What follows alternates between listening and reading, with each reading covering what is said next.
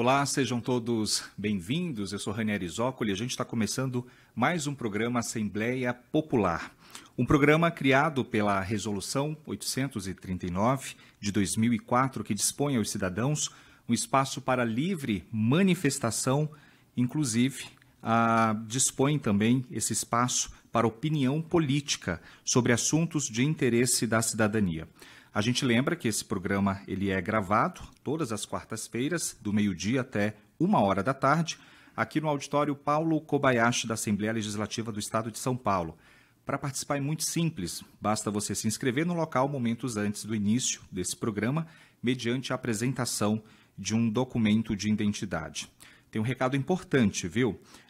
De acordo com o artigo 3 da resolução, a utilização da tribuna deverá obedecer aos princípios éticos e morais instituídos por essa casa, sendo o orador responsável, civil e criminalmente, por todo e qualquer conteúdo expresso por intermédio desse programa. Dito tudo isso, a gente dá boas-vindas a você que está acompanhando o nosso programa, a todos os participantes, e nós vamos agora ao programa, né? O primeiro a falar será a assessora Juliana Gunner, ela que vai começar a partir de agora e terá 10 minutos de palestra aqui no nosso púlpito. Pode começar. Bom dia a todos. Congratulo, estava esperando a foto. Congratulo a banca com o jornalista muito bem recebido, né? Congratulo a todos os telespectadores. Eu queria começar pela pauta. Eu vejo que esse parlamento e todo o conglomerado institucional tem sérios problemas. É por isso que eu sou a favor da governança da ONU, do qual eu sigo virtualmente pelas redes sociais, graças a Deus pelo Facebook, WhatsApp, né? E vieram outras. Começou pelo Dr. Kofi Annan, autocomissariado. E aí, na Rio+20, ao ver Dr. Ban Ki-moon chegando num carro popular, né? E adentrando e perguntando, falando a língua em português, fluentemente, é ali. Eu acho que eu estou atrasado. Fluentemente português, eu sei que eu estou sendo ouvida, interpretada por pessoas que falam em português, e também Dr. Antônio Guterres. Que bom que eu sou ouvida e entendida, porque tem Macau. Macau é chineses, como também Mongólia, como Taiwan, como todas da região. Indonésia são chineses, as Coreias são chineses, até as Ilhas Polinésias são chineses, Vietnã são chineses. Todo mundo sabe onde fica a República Popular da China. Porém, os demais países são chineses. Como a Rússia, está lá a Rússia.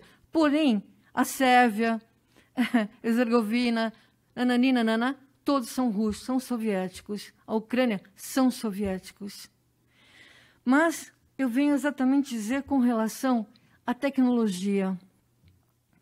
Mas ela gosta de humanoides, que ela brinca até casar com humanoides. Queria casar com um exército de humanoides. Sim, todo mundo sabe que é o contrário, que eu tenho um voto de castidade, porque a Igreja Católica tem um movimento pela castidade santa. E simplesmente eu peço, principalmente nesse sequestro, a intervenção da Opus Dei. Santo Padre, me ajude. Policiais e Ministério Público da Opus Dei, não só no Brasil, como do exterior, da França, da Inglaterra, dos Estados Unidos, que, por favor, policiais e representantes do Ministério Público da Opus Dei. Como eu queria dizer também que, com relação ao racismo, todo mundo sabe que eu estou sofrendo várias pautas, né? Aliás, os senhores viram, eu pentei o cabelo, dei uma arrumadinha, não pentei muito, na verdade, nem arrumei, eu só pentei. Porque, infelizmente, a boa aparência. Nós temos aqui a boa aparência e esqueceram, né? Tem que se fazer uma análise conjuntura, uma dialética séria para saber O que é racismo? Eu ouvi na televisão alguém dizendo o racismo é o crime mais perfeito que existe. Há outros. Para mim, o crime mais perfeito que existe é a violência contra a mulher. Inicia com o machismo, vem o sexismo, agradeço as pautas, a violência brutal com a mulher, a relação tóxica, sempre as relações tóxicas, abusivas, que iniciam o sequestro da subjetividade. No sequestro, houve sequestro subjetivo, iniciou com relação à minha família, e depois, objetivamente. E aí entrou na extorsão mediante sequestro. Extorsão, eu vi parlamentar dizendo, mas ela, como está sequestrada se ela está andando? É extorsão. E eu vi que parlamentares fazem a lei e não sabem o que é a lei. Olha que vergonha. Mas todas as pautas que vem o feminicídio, toda a violência brutal contra a mulher, até órgãos institucionais atuam, são a favor da misoginia, no lugar de combater todas as pautas negativas e o negacionismo. Inexoravelmente, o negacionismo. O negacionismo da tecnologia, dos 30 terabytes da Polícia Federal, que venham mais de 60 a 80 mil terabytes, para derrubar a fraude, todas as más pautas. Mas a extorsão mediante sequestro, vou dizer, é aquela que você inicia, se você abrir mão do seu direito, da casa, dos teus bens, você terá teus filhos vivos. Porque só entra com uso capião quem tem o direito e não precisa, né? Uma pessoa casada ou com uma união estável jamais teria que entrar com uso capião contra o seu marido, né? Ou outros. Mas, vamos lá. E você pode ter até parente, uma parentela criminosa, ninguém saber. Mas, como muitos, tenho visto que muitos têm cuspido nos diplomas, que estão nas paredes, ou muitas vezes não estão. Aí eu venho com a frase da confirmação do racismo que tem como advogado de quilombo, todo mundo sabe que conhece que eu sou advogado de quilombo, de movimentos sociais pelo movimento indígena. Aí vem como advogado de quilombo, está no MPF, basta procurar lá, MPF, Juliana Gracioli, né, Camburi, está lá, que nós conseguimos impedir uma reintegração de posse. O próprio Ministério Público Federal colocou, está na página do MPF.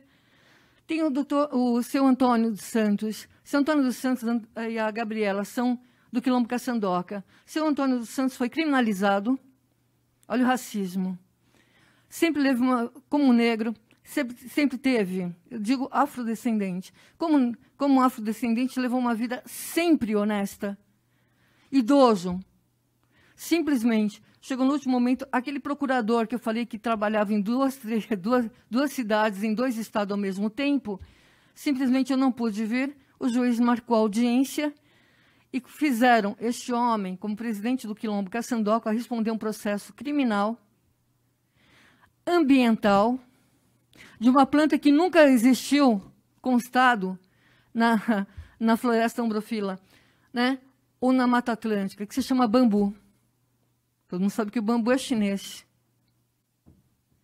Este perdeu a primariedade, o Ministério Público e a Polícia Militar autuaram todo como se tivesse cortado o cão. Ele não cortou e ele simplesmente foi responsabilizado porque ele era presidente do quilombo, tem a obrigação de saber tudo corte ambiental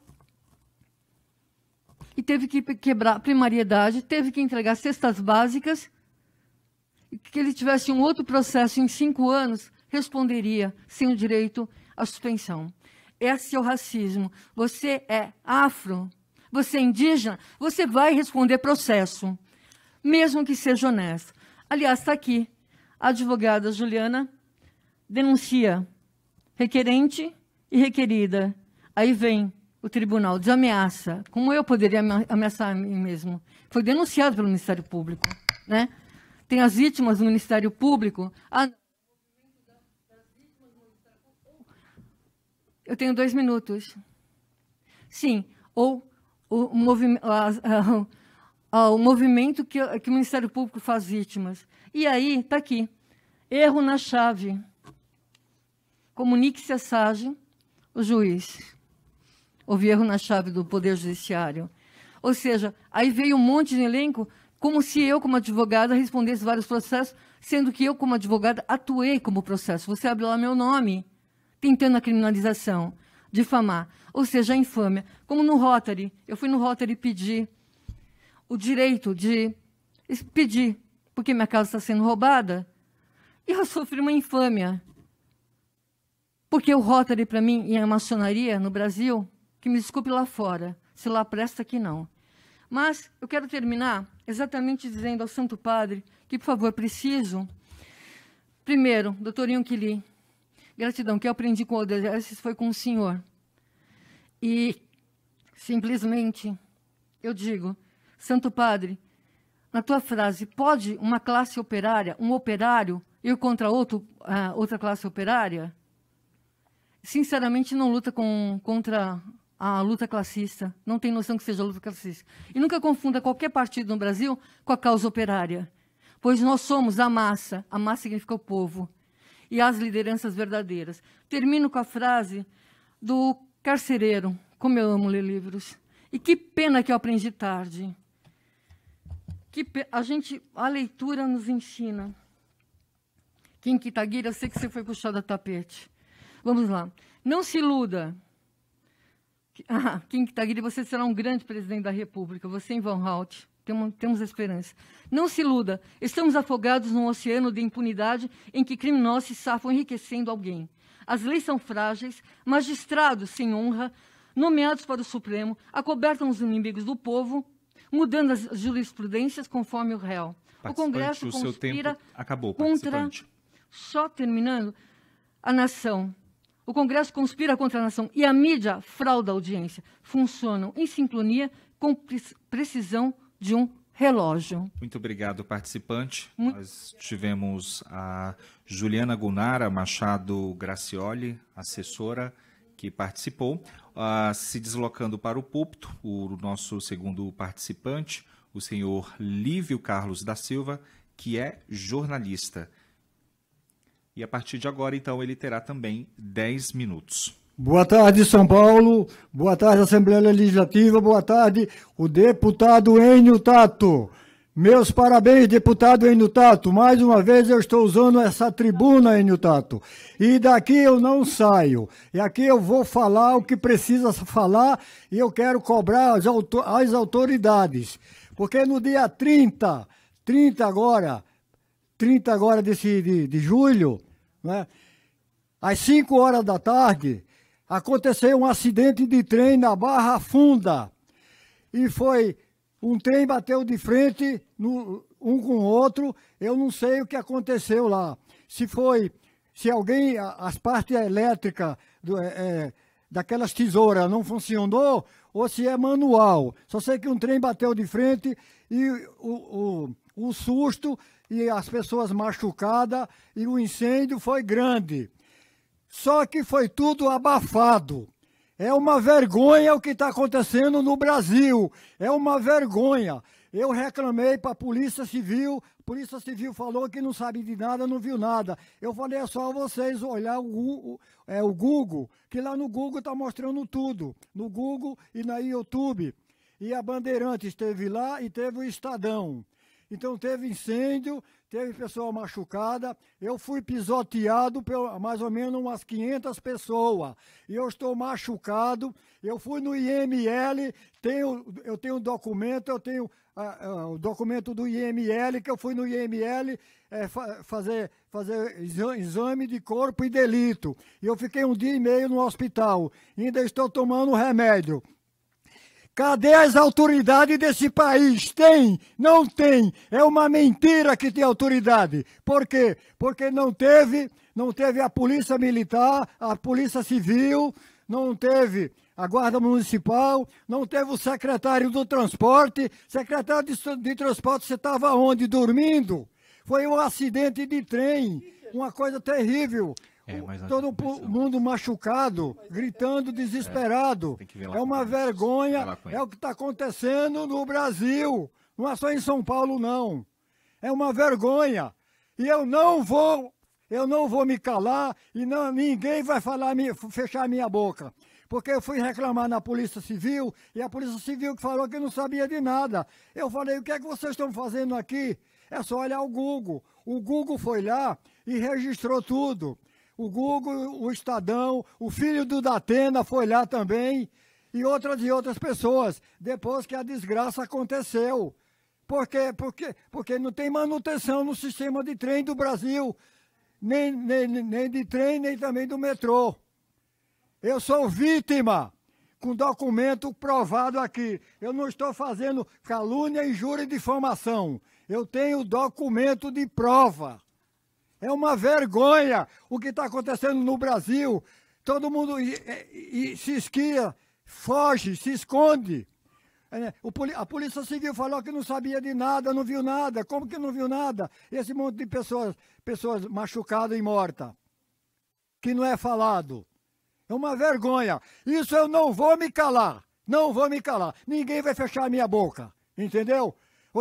Eu sou diplomado, eu sou formado, sou jornalista e outras coisas mais. Tenho outras funções públicas. Né? Não estou aprendendo nada aqui. Outra coisa. Eu pedi à senhora viúva do caso de Guarulhos, que o marido dela foi assassinado por um bebum, um cachaceiro, estava bêbado, com a Porsche. A Porsche a velocidade altíssima, numa rua estreita de 50 km por hora. Então ele acelerou a Porsche a mais de 200 por hora. Aí então a Porsche ela comprimiu o carro do aplicativo lá no paredão lá e matou o rapaz. Eu estou pedindo o pessoal de Guarulhos para pedir para essa viúva, por favor, vem aqui, que eu vou falar juntamente com você para o Brasil inteiro. Vou falar junto. Eu não estou aqui brincando, eu não sou moleque. Eu tenho 70 anos e sou diplomado, sou formado. Eu não estou aqui com brincadeira. Eu sou sério. Outra coisa, é o terceiro caso de Porsche no Brasil que o motorista mata as pessoas. É o terceiro caso. 2 casos em São Paulo que um dono de uma Porsche brigou com um rapaz por causa de uma garrafa de cachaça, que ele tem um bar. Entendeu? Aí ele pegou a Porsche e saiu atrás do rapaz, que é motoqueiro, e a Porsche passou em cima do rapaz. Agora, graças a Deus, uma senhora juíza, meus parabéns, senhora juíza, que eu não sei o seu nome.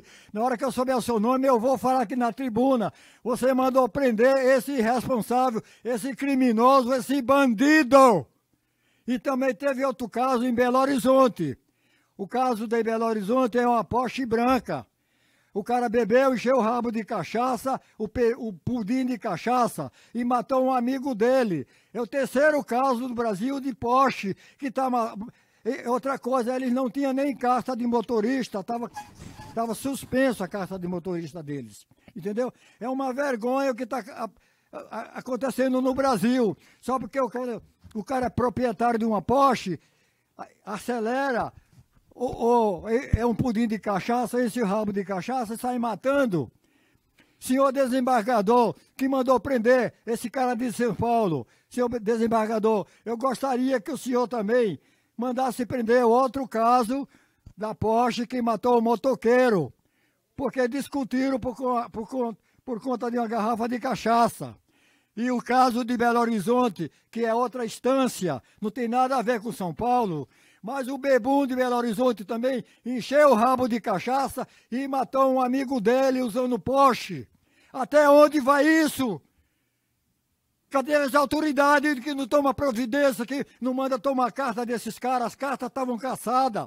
Toma as cartas desses vagabundos, desses bandidos, desses criminosos. Também aconteceu um caso com 2 Mercedes em Alphaville, que arrancaram a perna de uma mulher. Que é isso? Onde vamos parar com essa pouca vergonha do trânsito?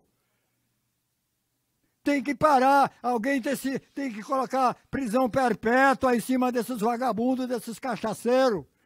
Eu estou pedindo a senhora de Guarulhos, para vir aqui falar comigo, porque ninguém vai calar a minha boca, ninguém vai fechar o que eu estou falando e pensando, porque eu estou defendendo a sociedade do Brasil.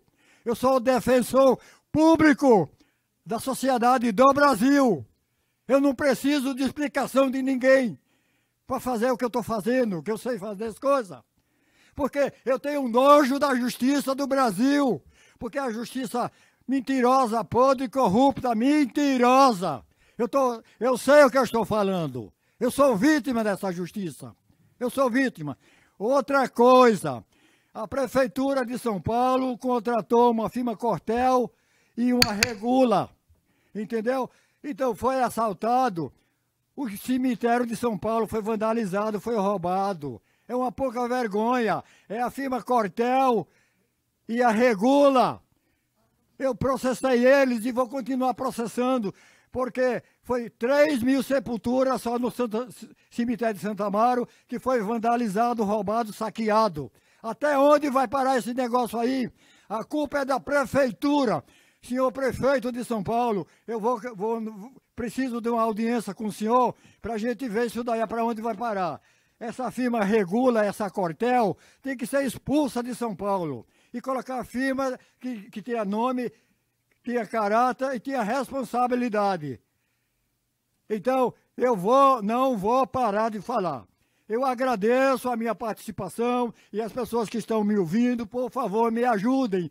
Eu quero ajuda física, eu não estou pedindo dinheiro. Eu não estou pedindo dinheiro. Eu quero ajuda física, que vocês se unem comigo, se juntem comigo, para a gente mostrar para o Brasil como é que a justiça está funcionando. Eu agradeço a todos, uma boa tarde e muito obrigado. Bom, a gente agradece ao participante Lívio Carlos da Silva, jornalista. Agora já no púlpito a gente terá a presença do senhor Agostinho da Paixão Miranda, ele que é vendedor e que também terá 10 minutos de participação, a começar a partir de agora. Ciência, filosofia, arte e mística. Os 4 pilares da sabedoria. Para mim, solo recorrer los caminos que tiene corazón. Qualquer caminho que tenha coração. Por aí recorro, e a única prova que vale é atravessar todo o largo. E por aí eu recorro, mirando, sem alento. Palavras de Dom Juan, índio mexicano, mestre de Carlos Castanheda, antropólogo peruano. Eu vou voltar a falar do esquadrão da morte dentro das polícias e explicar por que a polícia no Brasil é a universidade do crime. Victor Reis, pare o que você está fazendo e preste atenção na minha movimentação. Estou transportando carga perigosa. Mas antes eu quero fazer aqui um esclarecimento, que tem muita gente que acha que eu não gosto de polícia. Não é bem assim. Quando eu era adolescente, devia ter meus 13, 14 anos, eu lembro como se fosse hoje, eu estava jogando bola no campinho e tinha um carro de polícia observando a gente e eu nem tinha percebido. A gente é tudo moleque, 13, 14 anos, camiseta de tênis, calção. Naquilo que eu saí do campinho e os meus amigos continuaram jogando bola, que eu fui subindo, eu vi um carro de polícia parado. Eles me pararam, pediram o documento para um garoto de 13, 14 anos, de bermuda. Eles viram que eu estava jogando bola, que eles estavam com o carro parado ali. Me colocaram dentro da viatura, me levaram aqui para a Mata do Governo. Para quem não sabe, a Mata do Governo aqui em São Paulo, aqui na Imigrantes, é um local onde eu acho que deve ser uma espécie de reserva ambiental, é muito mato ali. Aí eu fiquei olhando pela fresta da viatura. Aí eu percebi que a gente saiu do asfalto e estava entrando no mato. Aí eu olhei para encurtar a história. De repente, eram duas viaturas e tinha um outro rapaz dentro de uma outra viatura, um rapaz cheio de tatuagem. Quando eu era adolescente, naquela época, quem usava tatuagem era considerado marginal. De repente, eu me vi dentro da Mata do Governo, local só mato, todo mato. Vários policiais desceram, me cercaram e fizeram um círculo do meu lado. E um olhava para o outro e dava uma risadinha. Como a dizer, e aí, vai começar? Um olhava para o outro, e eu só olhando para eles. Agora eu pergunto para vocês, para que policial vai levar um garoto de 13 anos, que eles viram que estava jogando bola, só de bermuda, para dentro de um local que é só mato, e um ficava olhando para o outro, dando uma risadinha, como a dizer, e aí, vai fazer? Foi Deus, meus amigos, foi Deus que me salvou. Deus salvou a minha vida, porque aqueles policiais iam me matar. É isso que eles ensinam na academia para os policiais. Eles matam, principalmente menor, e jogam o corpo dentro do esgoto, ou dentro das galerias pluviais. Quando eu era adolescente, da minha época, nós tínhamos mais medo de polícia do que de bandido. Eu preferia cruzar a noite com bandido do que cruzar com polícia. Por quê? Porque o bandido... a polícia era complicado, me fugiu a palavra agora, mas o bandido é o seguinte, é só você não reagir. Se você não reagir, ele não ia te fazer nada, mas a polícia não. A polícia é imprevisível, a palavra certa é imprevisível. Bandido, naquela época, era previsível. Se você não reagisse, ele não fazia nada. Agora, a polícia era imprevisível e talvez hoje ainda seja imprevisível. Às vezes ela podia pegar você com documento, tudo certinho, e te soltar. Outras vezes te levava para o mato e metia bala. Agora, houve uma época em que eu fui perseguido por marginais, eu tive que fugir do meu bairro, porque tinha uns traficantes querendo me matar, porque eu fui fazer uma denúncia, e depois parentes meus me falaram, mas aquela delegacia ali, os caras é tudo bandido, para que você foi lá? Eles fazem acordo com os marginais. Para encurtar a história, eu tive que sair de casa. Por algumas noites eu tive que dormir na rua, dormir perto de delegacia. Teve uma noite que eu estava dormindo numa delegacia, praticamente no banco da delegacia. Passei a noite toda lá. Aí me deu uma luz. Quando eu vi aqueles policiais durante a noite saindo para fazer investigação ou para atender a ocorrência, aí me deu uma luz aqui na minha cabeça. Aí eu percebi como é sagrada a vida de um policial.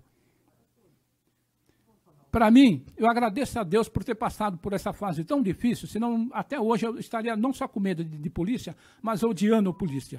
Porque as pessoas, quando veem aqui eu batendo forte no Esquadrão da Morte, nas polícias, acham que eu não gosto de polícia, mas não é isso.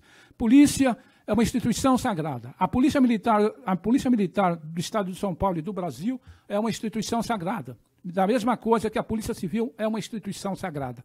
Naquela noite em que eu estava naquela delegacia sentado, vendo aqueles policiais trabalhando, caiu a ficha, aí eu vi o que é a polícia. Uma coisa é a polícia, uma coisa são os policiais desonestos, ladrões, assassinos. Aí eu percebi que todos nós, cidadãos, temos a obrigação de lutar para melhorar a polícia. Nós temos a obrigação de lutar para transformar a polícia em algo realmente útil para a sociedade. Porque todo policial, todo homem, quando entra na polícia, toda mulher, quando entra na polícia, ele entra sempre cheios de sonho, querendo transformar a sociedade. Mas, infelizmente, quando eles entram lá cheios de sonho, cheios de ideal, querendo uma sociedade melhor para nós, eles se deparam com um esquema criminoso que foi implantado dentro da Polícia Militar e um esquema criminoso implantado dentro da Polícia Civil. Então, quando eu bato aqui, eu não estou batendo contra a polícia. A Polícia Militar é uma instituição sagrada que eu defendo e sempre vou defender. A Polícia Civil é também uma instituição sagrada que eu defendo e sempre vou defender. Eu bato contra os marginais que existem dentro da polícia e contra o comando da Polícia Militar e comando da Polícia Civil. Infelizmente, temos aqui em São Paulo um governador que é de extrema-direita. Tarcísio de Freitas finge que é de direita, mas não, ele é de extrema-direita. Porque se ele fosse de direita, ele não ia colocar como secretário de Segurança Pública do Estado de São Paulo um oficial, Guilherme Derrite, que foi demitido da rota por causa do excesso de violência. Eu já disse aqui, não me canso de repetir, que existe o Esquadrão da Morte não morreu, ele continua introjetado dentro das polícias. O policial aprende isso dentro das corporações, a matar e jogar o corpo dentro do esgoto. É por isso que, quando o policial comete os crimes, ele é sempre acobertado pelo comando. E ele se sente à vontade para cometer os crimes dele, Porque ele sabe, que, em primeiro lugar, porque é o próprio comando da Polícia Civil, o próprio comando da Polícia Militar, que induz o policial à violência. Por exemplo, esse Código Internacional de Sinais que eles ensinam dentro das corporações policiais, isso aí só serve para transformar a polícia numa máfia. Esse Código Internacional de Sinais, o próprio policial morre de medo disso. O policial civil e o policial militar, ele morre de medo desse código, porque eles ameaçam, eles fazem um terrorismo com o policial e eles ameaçam o policial. E se o policial abrir a boca e falar que eles utilizam o código, eles matam o policial e matam qualquer um que descobre. Eles podem, o alto comando da Polícia Militar e da Polícia Civil, eles podem dizer que não, esse Código Internacional de Sinais é usado na Marinha Mercante, é usado nos aeroportos. Isso aí não é segredo para ninguém. Isso aí não é segredo. Realmente não é segredo. O segredo não é no código em si, porque a Marinha Mercante utiliza. Esse aqui é o Código Internacional de Sinais, ela utiliza. Nos aeroportos se utiliza. O segredo é saber que as polícias utilizam o código para se comunicar entre si e utilizam o código para matar. Então, o próprio comando ensina o policial a matar e jogar os corpos dentro das galerias pluviais. Eu já falei aqui várias vezes e não me canso de repetir. Nós temos que fazer uma CPI das galerias de águas pluviais. Vai dar um buchicho terrível, não só em São Paulo, mas em todo o Brasil. Agora, junto com a CPI das galerias de águas pluviais, a gente tem que fazer também uma CPI das pessoas desaparecidas. Porque o índice de violência policial no Brasil não se deve medir apenas pelo número de mortos em confronto com a polícia, mas também deve se medir também pelo número de pessoas desaparecidas. E a maior parte dessas pessoas desaparecidas são negros, e negros jovens. Se nós fizermos um levantamento, a gente vai ver que a maioria é negro. São negros que estão sendo executados pelas polícias e jogados dentro das galerias de águas pluviais. Participante, muito obrigado. Seu tempo já encerrou. Por enquanto é obrigado. Uma boa noite para vocês. Bom, a gente teve a participação do senhor Agostinho da Paixão Miranda, vendedor. Agora nós teremos o quarto inscrito aqui do nosso programa, se dirigindo até o púlpito, o senhor Allan Kardec Lopes, palestrante e espírita kardecista. Ele também terá 10 minutos de participação a contar a partir de agora.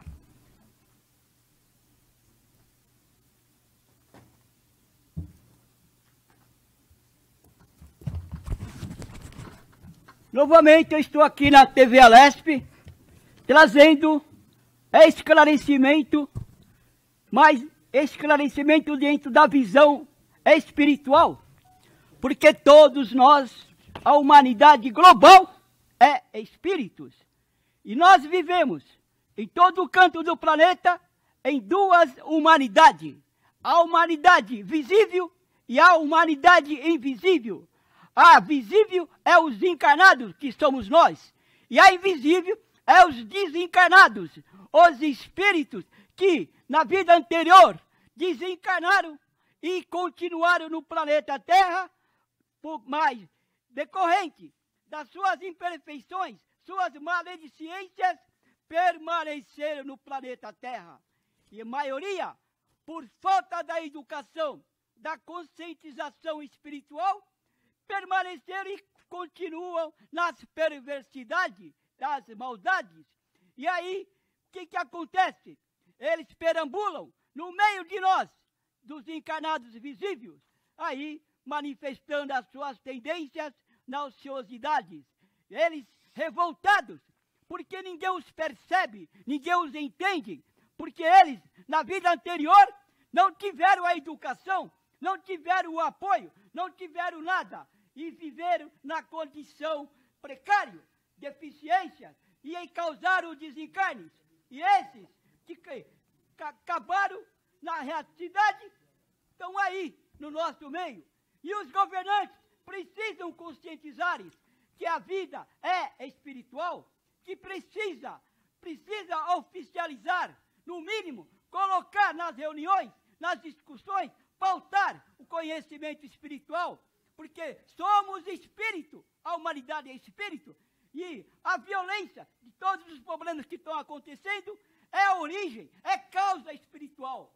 Tem que convencer, se querem resolver, Se nós termos a paz, precisamos nós reconhecer os dois lados, a vida espiritual, o invisível e o visível, porque a vida continua depois do túmulo. Não existe a morte. Vocês têm que convencer disso. Está aí, porque todo mal tem a influência inferior, tem a influência da espiritualidade, dos espíritos que precisam, que querem o atendimento, que querem a paz, que querem o auxílio, a assistência.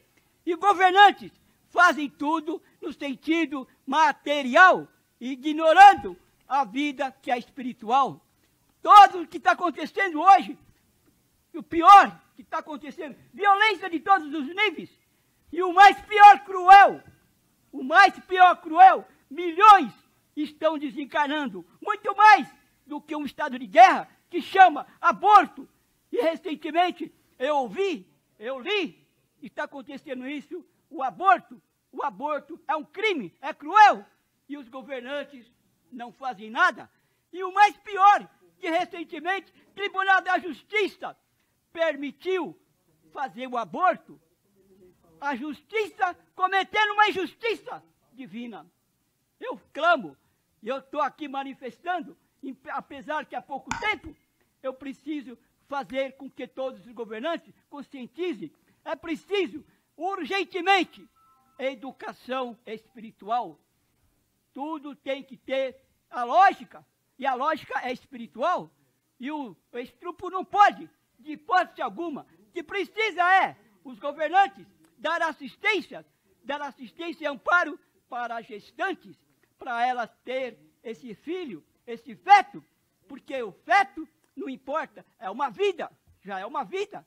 Não pode considerar, e ainda tem o CFM, Conselho Federal da Medicina, ainda faz um decreto, uma norma, permitindo o aborto em 22 semanas, ou etc, etc.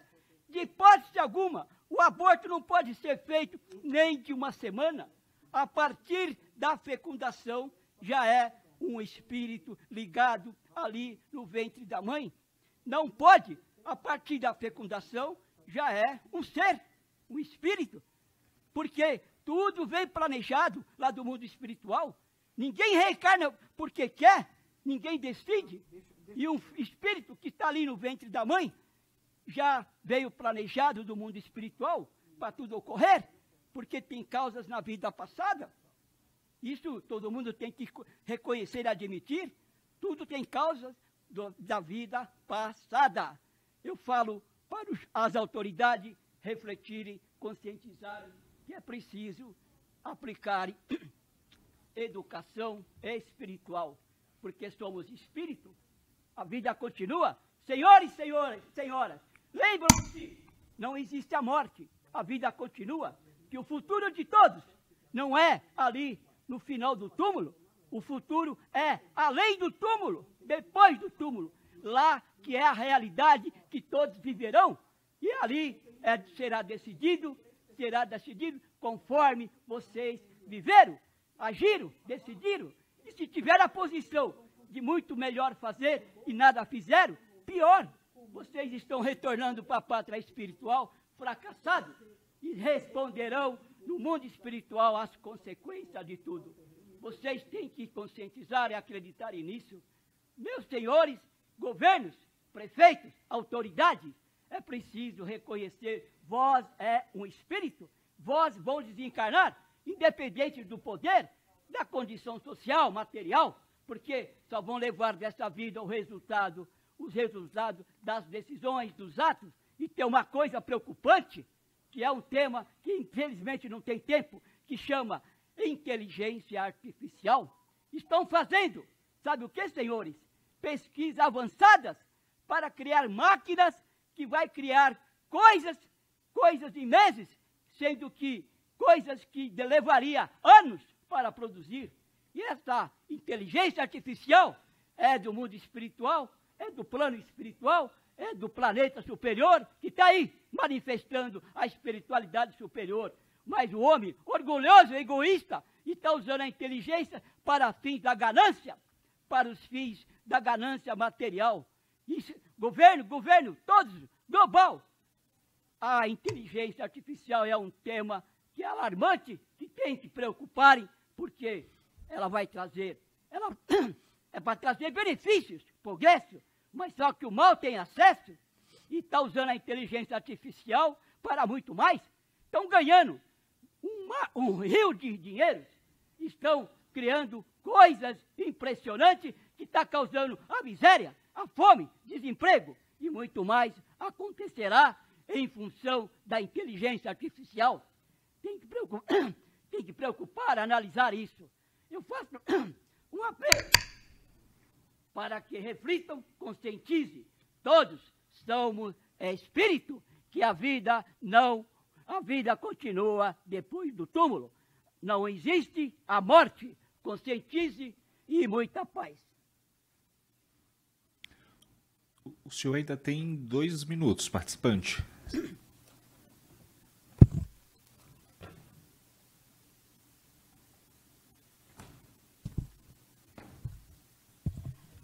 Ainda tem mais 2 minutos. Eu aproveito para prestar um esclarecimento, uma mensagem para o governo global, aos governantes de todos os países. Vós é espírito e lembre-se, do outro lado da fronteira são seus irmãos, são família, e vós do outro lado que estão aí executando seus mandatos para fins egoístas, é preciso parar com os conflitos, com as guerras, porque todas as decisões que destroem têm a influência espiritual da humanidade invisível que chama os inimigos, porque a luta, a guerra, o conflito continua depois do túmulo. É necessário refletirem, porque se não aplicarem, reconhecer a educação espiritual a todos os governantes, é preciso reconhecer essa verdade. Vós é espírito e todos ao redor temos que viver como uma família, porque somos todos irmãos, criados para fins, para evoluir. E vós estão tomando decisões para fins destrutivos. E aí está acontecendo muitas maldades. E uma das piores, que é o aborto pelo mundo afora. Está comercializando o aborto. Aí, eu tenho visto, lido. Tá, agora sim, participante, a sua participação fazendo comércio foi encerrada. Da gestação da pobre irmã, a mãe gestante. Muita paz e até. Muito obrigado, a gente agradece ao participante Allan Kardec Lopes, palestrante e espírita kardecista. Agora a nossa quinta e última participante inscrita, a senhora Shirley Botelho Costa, ela que é autônoma e nesse momento ela está se deslocando até o púlpito para iniciar a sua participação. Lembrando que ela também, assim como os outros inscritos, terá o direito de falar em 10 minutos, por 10 minutos.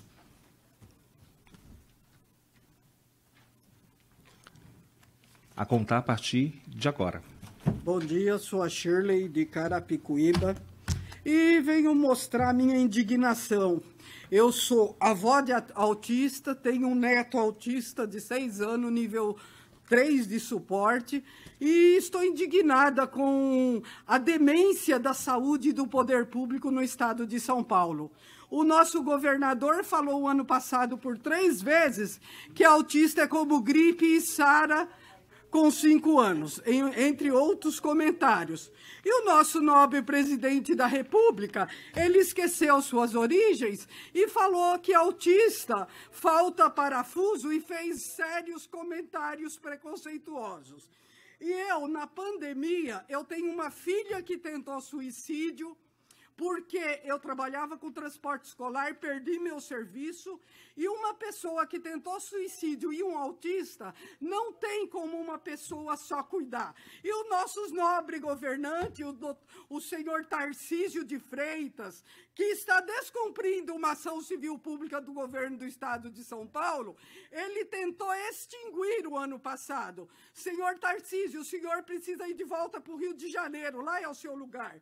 E aqui nós estamos estamos precisando de ajuda para todos os nossos autistas, PCDs e a população. Em Carapicuíba, o ano passado, em junho, uma pessoa dormiu aguardando transferência. Dormiu não, desculpa, morreu, sentado no pronto-socorro da Coab.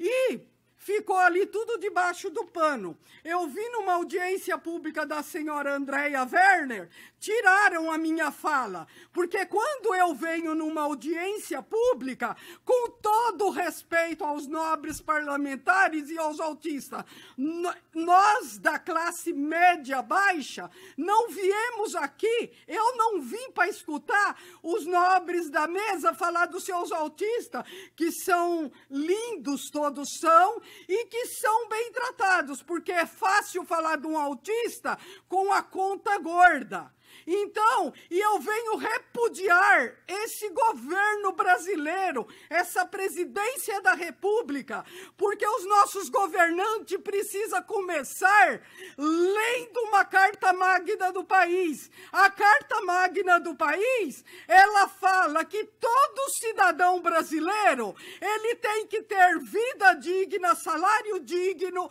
saúde digna, educação digna, moradia digna, transporte digno. Ele não fala na Carta Magna do país que quem tem que ter salário digno e abusivo são os parlamentares, porque além deles terem um salário abusivo, eles têm regalia. Uma regalia deles é superior a esse salário mínimo miserável pago ao verdadeiro trabalhador. Senhor doutor Silvio de Almeida, ponha sua mão na consciência em direitos humanos numa pauta 2012-2013. Lá está escrito que o salário mínimo brasileiro tem que se atualizar, teria que ser R$3.000,78. Então, senhor ministro e parlamentares, olha a aberração que o Senado está fazendo com os nossos aposentados que trabalhou e contribuiu. Eles estão recebendo salários abusivos, regalia, viajando com o nosso dinheiro. População brasileira da classe média baixa, nós somos os maiores fornecedores de impostos. E quando alguém fala, vou dar isso para o seu filho, para o seu parente que precisa da saúde, da educação, transporte, seja o que for, não tem nada gratuito. Nós já estamos pagando muito caro e está tudo pago. Como diz o Datena, tem milhões aí guardado. O senhor Boulos participa de rachadinha e vai arrumar empresários para fazer doação de comida solidária. Senhor Boulos, o senhor sabe quantos psicotrópicos nós que temos autista temos que tomar? O senhor sabe quem dorme à noite? Quantas crises um autista tem? Senhor Boulos, com todo respeito, vergonha na cara. Caráter vem de berço. O senhor anda de jatinho, de carrão e oferece comida solidária para a nossa população trabalhadora. Toma vergonha, gente! Nossa população precisa de salário digno! Nossa população tem o direito de entrar e comer o que quer comer! Senhor Boulos e seus adébitos, eu convido o senhor a participar da comida solidária! O senhor tem que ser o primeiro a todo dia estar comendo! O senhor sabe que nossas mães de autista não têm nem o que comer em casa? Eu trabalhava com transporte escolar e perdi meu emprego. Em 2020, veio a pandemia. Olha aqui o que o governo brasileiro faz com o trabalhador. A gente tem que ir para a mídia, se humilhar e pedir o que comer, porque meu neto estava tendo crise. faltando o alimento. E hoje a mesma coisa. Eu já falei com assessores da Bebel, da professora Bebel, há mais de 3 meses. Essa ação civil, o governo está descumprindo e hoje tem milhões, 97% mamando. E sabe quem está mamando no governo? Parabéns, porque a ação civil é para todos. A classe média alta que tem estudo e conhecimento e lê documento, ação civil pública, hoje em 12.000 páginas e 200 da sexta vara. Isso é um crime que estão fazendo com nossos autistas. As mães de autista todo dia se suicidando. A mídia é comprada, vendida. Só mostra o que quer. Eu tô lá em casa com meu neto sem ter o remédio, sem ter o alimento.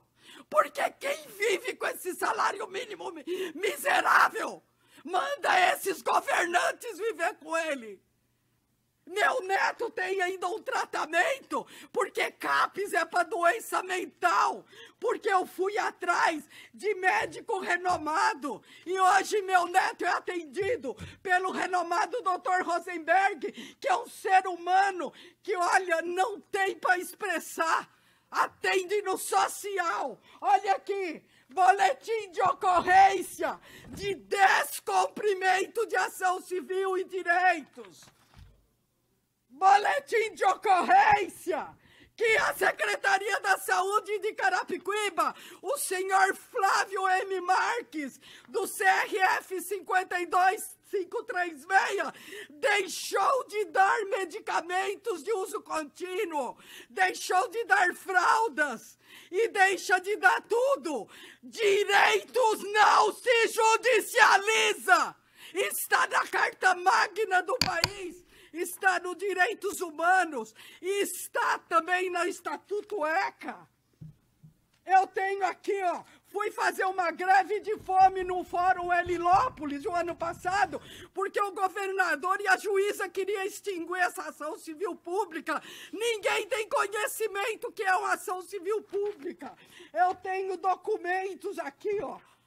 Eu tenho documento, eu fui no Ministério Público, o Ministério Público não protocola nada. Eu fui na Corregedoria, não tem protocolo. Eu fui no Conselho Tutelar, é uma vergonha. Eles prestam desserviço. É um sistema, é um cabide de emprego e não faz nada. Eu não vou aceitar isso mais. Eu estou esperando o pessoal da Bebel e outros há muito tempo. Aqui está o protocolo da ação civil pública. Eu fiquei dia 8, 9 e 10 dentro da Secretaria do Governo do Estado de São Paulo, porque eu quero que a ação seja executada para o meu neto e para todos. O governador, em 2006, o Alckmin, ficou de preparar as escolas, os 5 centros de referência que está na ação de primeiro mundo, projeto do renomado doutor Estevão Vadaz, e o governador Alckmin não preparou nada. Então a ação civil, enquanto ele não tiver tudo preparado, ele tem que custear tudo, educação, escola, tudo que precisar. O poder público não existe nada para autista. Estão tentando fazer uma meia boca com um estagiário para quebrar a ação. Hoje, o tanto de autista que tem, hoje a cada 30 autistas, um que nasce autista. O autismo é gravíssimo, ele é irreversível. Participante, o seu tempo encerrou. A senhora pode encerrar, por gentileza. Olha, eu acho errado vocês dar pouco tempo para a população, mas tudo bem. Obrigado, quarta-feira que vem eu vou vir aqui, eu tenho muita coisa a reclamar. Bom, a gente agradece a participante Shirley Botelho Costa e também a todos os outros participantes. A gente chega ao fim de mais uma edição da Assembleia Popular.